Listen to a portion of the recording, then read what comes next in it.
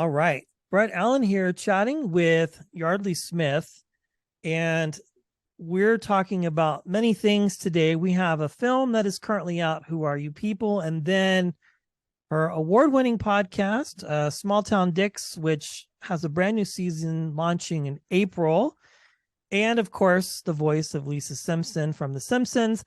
I have a very pensive 8-year-old who is on the other side here who knows that I'm talking to you, and he's just on high alert.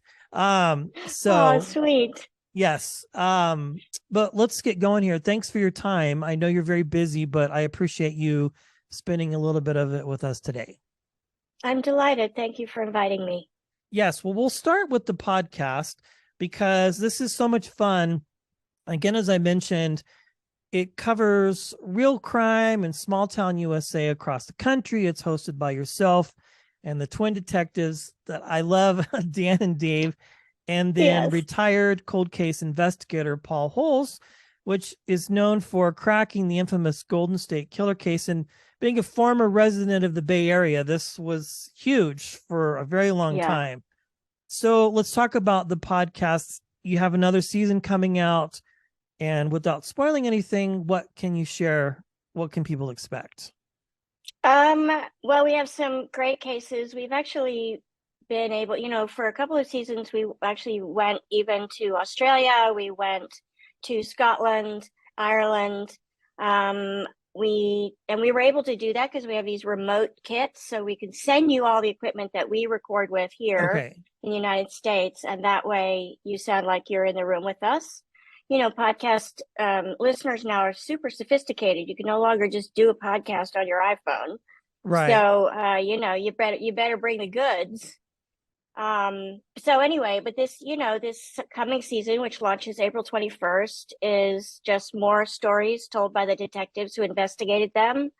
We actually have several cases from Paul Holes himself, a couple from Dan and Dave, respectively, which is always great. It's great to have for the bulk of our podcast now, just because these guys aren't that old. We've had to branch out and get cases from other people, and also it brings a great kind of world view of other places in the country, and not to mention across the world. And so, but to have them on the mic, to be primary on the mic, is always a treat. I love that. A couple things come to mind. Being a podcaster who has ventured into the video side over the last year or two, I love the fact that you take it so seriously. I think my listeners and viewers will appreciate the fact that you have to really put effort into it. And the fact that you're able to just drop ship kits to people, I think is huge. That obviously is something that's important to you, who is part of this show, but also front facing, so to speak, public figure. I know it's a polarizing term, but like putting your brand on it, No, basically. yeah, it's true. And actually, when the podcast started, I remember thinking I want it to be sound as clean and polished as This American Life, which is sort of the original podcast. I mean, before podcasts were such a massive really way to tell stories, This American Life kind of, for me, set the gold standard in terms of editing. And so we actually do a lot of editing on Small Town Dicks, only because we're dealing with people who aren't professional storytellers, even when they have great stories. Mm-hmm. And so if you consider, and you'll know this, Brett, like even if somebody is, and by the way, bravo for you for filming your podcast, because that's the next, apparently that's all the chatter. Like people are going, how do I film my podcast? Yeah, it's a hot Like topic right now amongst podcasters. it's huge, and that you're already doing it. You're way ahead of the game. But when you consider, even if somebody is listening to your podcast on YouTube, but they're doing something else, maybe they're cooking, maybe they're, I don't know, knitting, doing something where they're still in the room with you, they're doing something else, is the point. So if you consider that nobody is just listening to your podcast, they're all driving, walking the dog, maybe even stopping and starting. It's super important that they be able to follow the story and that it be engaging enough that if they do have to stop and start, they want to come back to you. Yes. So And yeah, we take it super seriously. that's really cool. That makes me feel warm and fuzzy as a content creator, because not to say anything negative about it, but you all were doing this long before the pandemic, but I think during the pandemic, a lot of people were stuck at home, and it was like there was like three things, it was like, can I do a podcast? Can I do a book? Start a YouTube channel? Right. Yeah, it was insane. Like it was like this boom of content creation, and it was just so much going on. The regret I have personally, and you may or may not, but when I was doing this originally and filming it, I didn't think too far ahead about picture quality, clarity, camera, lighting.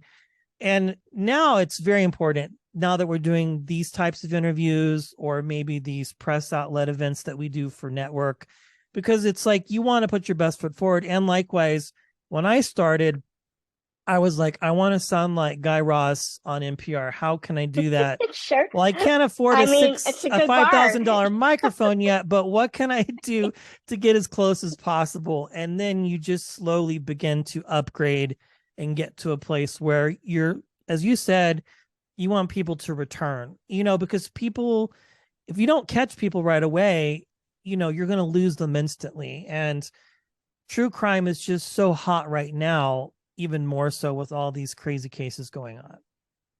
Yeah, it is. I think, and so on the one hand, if you're part of the most popular genre in a particular medium, in this case, podcasting, like true crime is far and away, leagues above any other category of podcasting. But so on the one hand, you might get a little bit of an extra jump because people are like, oh, new true crime. Those of us who consume true crime, there's never enough. Right.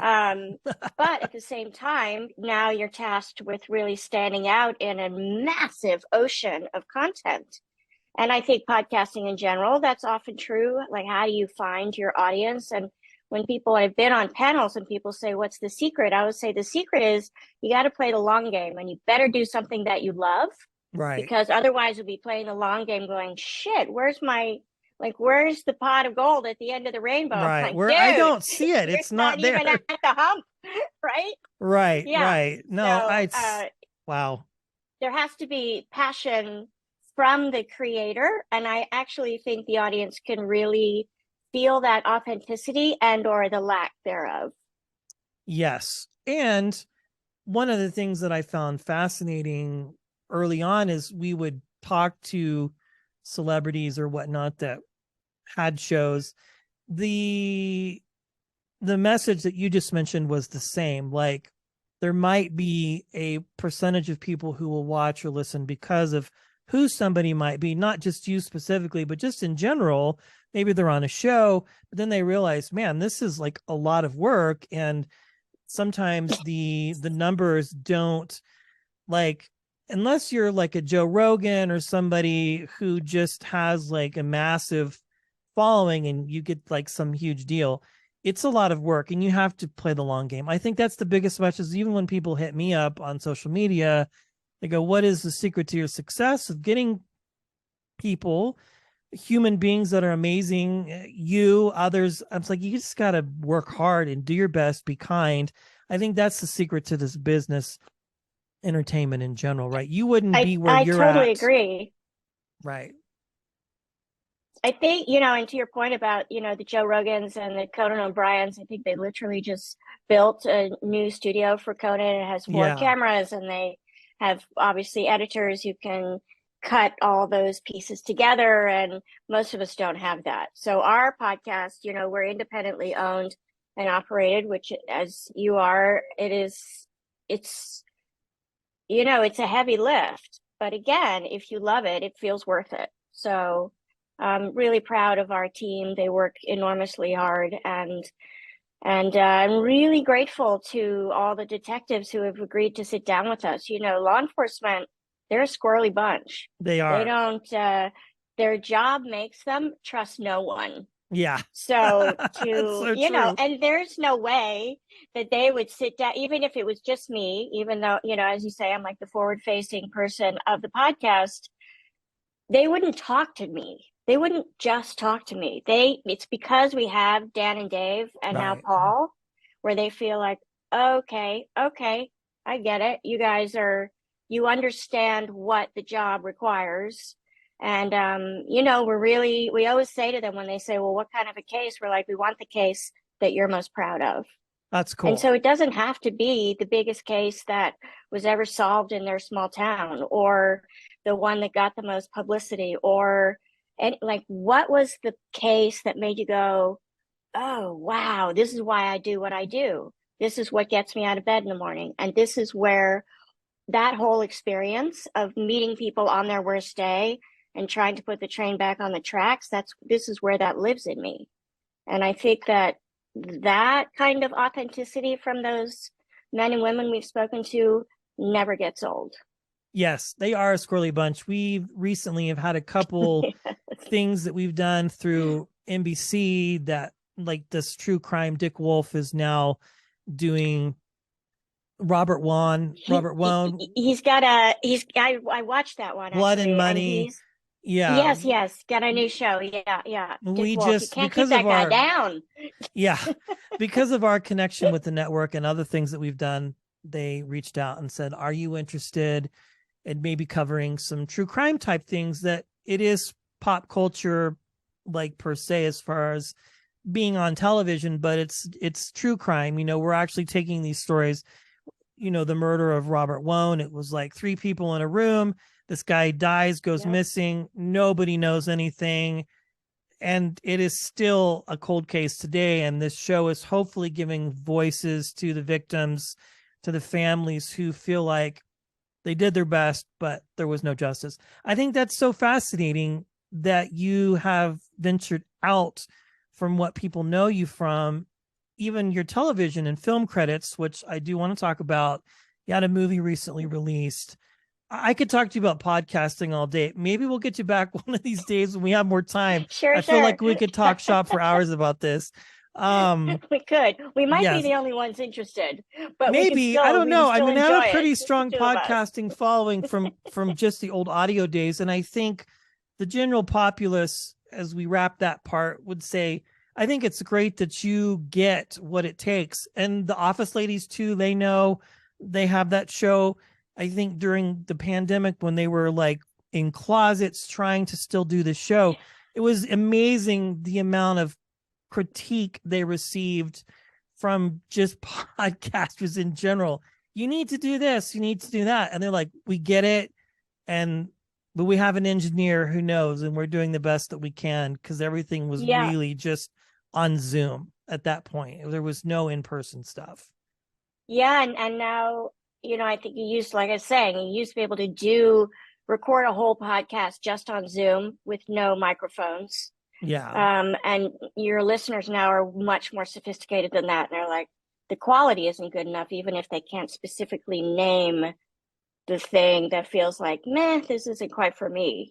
So yeah, we've had to continue to up our game as the audience demands. And I'm here for it. I believe in that. I believe in that kind of evolution. I think it makes us all better. Yeah, fantastic. It's great. Current episodes are, you have a website which we'll link, but also current seasons are available, and then the new episodes drop next month. The movie was a lot of fun. I know you've done a lot of television, you've done some film, but my question would be, a project like that, what attracts you to go, I want to be on screen versus just doing what you do, voicing Lisa and other things that you've done in your career? Sure. I actually never wanted to do voiceover. I had a big plan for world domination, and voiceover was not a part of it. Interesting. So The Simpsons, I got The Simpsons in 1987 when they were the little bumpers on the Tracy Ullman show. Mm, And I got that job because I had done a play, a play in a tiny theater here in Los Angeles that I would say, I think like 17 people saw that play. But one of them, a year later, would be casting The Simpsons on the Tracy Ullman show, and Wow. she said, I know who should play Lisa Simpson. And so never like do the thing that you love and give it everything you have. I always say, like, whether or not I have 5 minutes on screen or I'm the lead, my job is the same. The day that I decide that those 5 minutes are less important and require less of my effort than being the lead is the day that I should like get out of the business. Wow. Because the expectation that I have agreed to bring everything I have, to bring all I have to bear, doesn't diminish just because they're like, well, Yardley, you got 5 minutes today. It's my job is the same. So, Very cool. but I still never wanted to do voiceover. I was like, I don't give a shit about voiceover. I'm going to, I want to be a big star. I want to be like the big TV, big movie star. And thank God also, though, I was the actor who rarely said no to an audition. So I was like, fuck yeah, I'll go. All right, let's do it. And then I remember, because it was such an unusual format, doing these little bumpers on the Tracy Ullman show before each commercial break. So her show is a sketch comedy show that was an hour long on Fox, one of the early Fox entertainment shows. And I remember getting the job and going, great, the job is what? We're doing what? We're basically telling a whole story in like a minute and 20 seconds. So I really kind of backed into it. I fell into the honeypot unknowingly. So when I was offered the part in Who Are You People, I haven't done as much on camera stuff as I would have liked in the last 20 years, not by choice. The business has changed a lot. For when I first started out in the 80s, movie stars wouldn't touch television with a 40-foot pole. No And now they're interest. like, oh yeah, dude, I want to do a limited series, 12 episodes. I only have to work 3 months, and then I can go off and do other things. It really changed the game. And so, and other things, like when I was 20, I literally looked like I was 12. That was a huge plus for my career. So the first 12 years, things were really, I took off like a rocket. And then I just, even though I looked really young, I didn't look that young. I felt like, oh, well, now I've been married and divorced once. I've been in the business at that point. By the time I was 30, like 12 years already, 13 years. Now there's a little bit like, oh, there's something in the eyes. You've seen too much. So That's if you funny. put me next to a 15-year-old, they're like, yeah, no, can't pass. So, I had to adapt, and I didn't do it well, and I didn't do it quickly. I didn't want to be a multi-hyphenate. I still had The Simpsons, thank God, really best job in the world. But I didn't want to be like actor, writer, director, producer. I was like, I don't want to do that. I'm an actor. I want to just be that. And you really couldn't. Wow. So when I started Paperclip almost 10 years ago with my business partner, longtime business partner, Ben Cornwell, Yes. it was a very late pivot for me. Okay. And we were hired as just producers on Who Are You People? And I always ask, like, is there a part for me in there? So I was like, they were Hello. like, sure, Yardley, sure. So Sure. I We'll was put you as the happy, barista, maybe. No, we've got right? something better for I you. mean, listen, I played the bartender in the first movie we produced at Paperclip called All Square, starring Michael Kelly and Pamela Adlon. And I'm like, fuck yeah, I'll be the bartender. Give me a tattoo. Let's do it. Rock I'm not on. proud. So, actually, the original Sarah, the role I play in Who Are You People, was originally written as Devon Sawa's sister. Okay. But he's quite a bit younger than I am. I'm 58. I think Devon's got to be in his early 40s now. And so they made me his cousin. I'm like, cool, whatever. Sign me up. That's So so I was cool. grateful. Yeah. Very fun. Well, two shows that I remember you from watching prior to, well, obviously Tracy Ullman, but Herman's Head was always a big hit, Yes. and Brothers. Those two shows, I think, Ah, were so good. But Herman's Head was interesting because it was a different type of show that was on, and that was a big part of your career. And I believe that was, you'd already started The Simpsons at that point, correct? And then you were like, yes, okay, so actually, now we get to see Yardley on screen versus just voicing the character. Not one diminishing the other, but that was a really funny show and Sure. a great cast. Herman's Head was so smart. It was so fun. It was a great cast. We were only on for 3 seasons. People always ask, like, will there be a reunion? I'm like, nah. In television, the magic number is 5 seasons. That means you've had 100 episodes. That means Yeah. they're willing to sell it into syndication. It's always about the bottom line. So, and actually, the year that Herman's Head went from pilot to series is the year that The Simpsons went from the Tracy Ullman Show to its own breakout series, half-hour episodes. Yes. And so, and actually, you mentioned Brothers. That was like in the heyday, the first 12, 13 years of my career when I worked nonstop. And when I did Brothers, I was 22, 23, and I was playing, 14-year-old. Yeah. So, that was when it was just sort of like all pistons were firing. And Herman's Head was sort of the beginning of, I'm not getting as many on-camera jobs as I used to. After that, I played the crabby secretary on Dharma and Greg. I played Oh, Greg's yes. secretary. And that was so fun. And then after that, it was like, oh shit, now sort of the business shifting, me getting older, a whole confluence of things, I think, had started to catch up, and I just wasn't getting the jobs. And I was like, oh God, now what? Like, now what? I honestly didn't know, I don't know what to do. I didn't know how to gracefully pivot from that. And so I think that really, it sort of hamstrung me because I didn't know how to be more nimble. No regrets, but I remember at the time I was really confused by it. Yeah. Hollywood can be a fickle fellow. It's just so different than I think what most people are used to. And to be frank, like when I started doing this and we began to gain more traction and success, thankfully, that was one of the things I think that drove me and fascinated me was the fact that what people see is one thing and what happens is really something different. And I'm not even talking like in the last 5 years with everything that's taken place with Me Too and just the restructuring of Hollywood, literally. But even before that, where it's like, it's just funny story real quick. I had Paige Davis on from Trading Spaces, and she was telling me after that show ended, she would get other auditions and the sides would be looking for a Paige Davis type. I've been there, Brett. Okay, That has so you happened have, to me. We're looking okay. for a Yeardley Smith type. I'm like, I'm right here. They're Yeah, like, yeah, hello. but we don't want you. We don't want actual Yeardley Smith.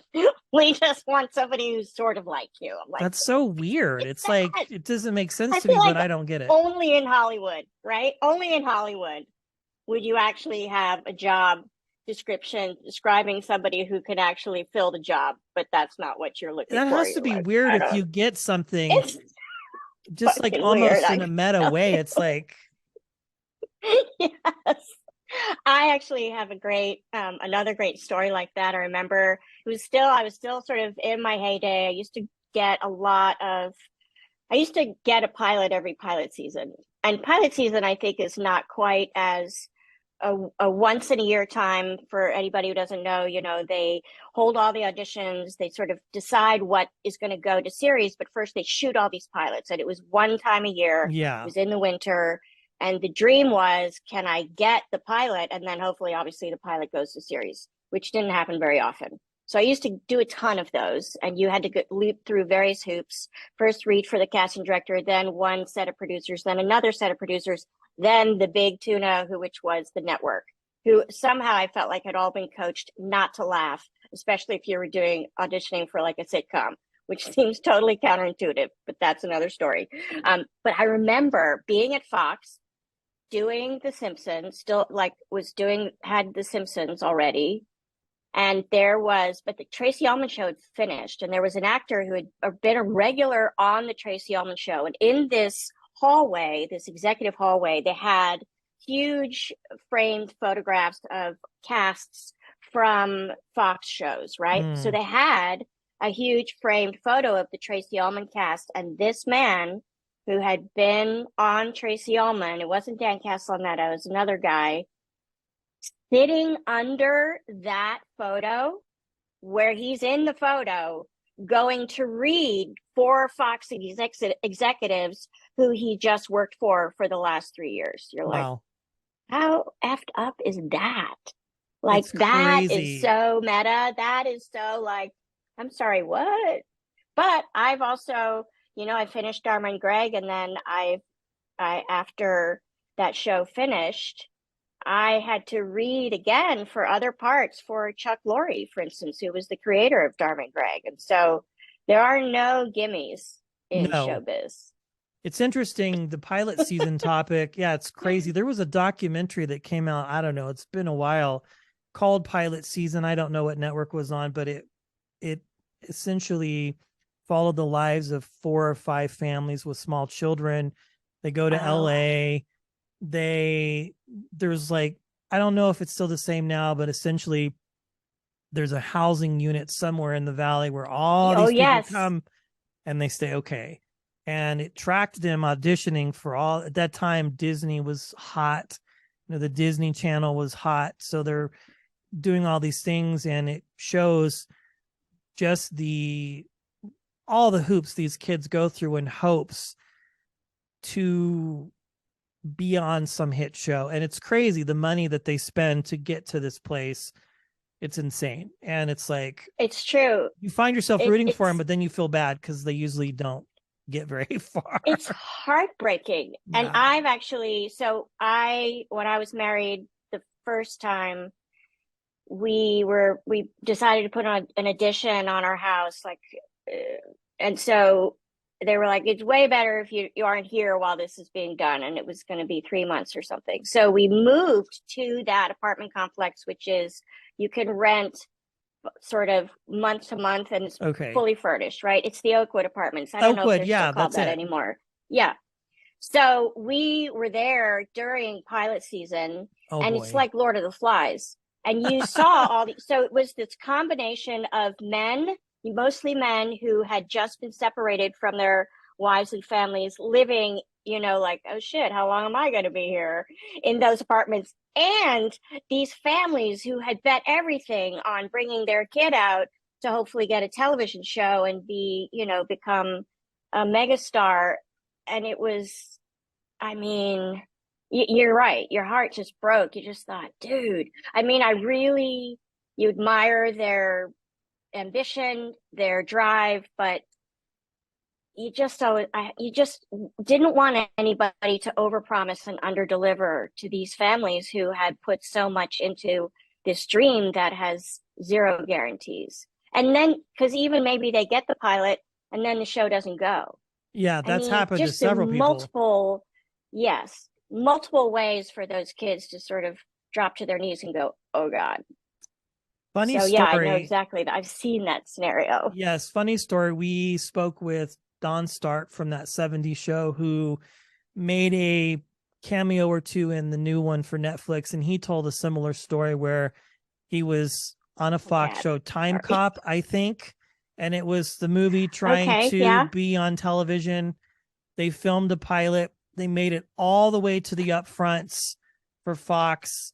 The posters are up. The hours before they get to the upfronts, they find out that the show has not been picked up. They're at the Oh, upfronts with the posters. The cast is there. They all get a phone call at that point. I don't know. It was no before cell phones. I don't know how they got notified, but they had to just be there. And then all of a sudden they find out your upfront has been canceled for today. you're And you're they're no all, longer the entire needed. cast is there. It's insane. What a world you live in. I admire it from a distance. I like talking to you. I love hearing the stories, but man, it's insane. The podcast, of course, Small Town Dicks next month, brand new season, your film, and of course, The Simpsons, which is in its 1 millionth season now. You guys have Yes, outlasted Bonanza, Grey's everybody. Anatomy, everybody. All of them. And for a while, so there were a few benchmarks. Ozzy and Harriet, I think, had the most episodes because they were on, I think, 5 days a week. They had something like 400 episodes. We long passed them because we're into 800s now. Bonanza and Gunsmoke had the most seasons at, I think, 21. We're obviously past them because we're just starting to record season 35. So I can't say enough about what a gift that job has been, how much I love Lisa Simpson, like genuinely love her. I really, as I said, I landed in the honeypot, even if I sort of went feet first. I really lucked out. Well, Brett, here's my cat, Zipper. Can't have a Zipper, Zoom without Zipper. very Zipper, good. say hi to the people. Oh, Zipper, get your Wonderful. claws out of Well, my dress. I love it. Well, thank you so much for your time.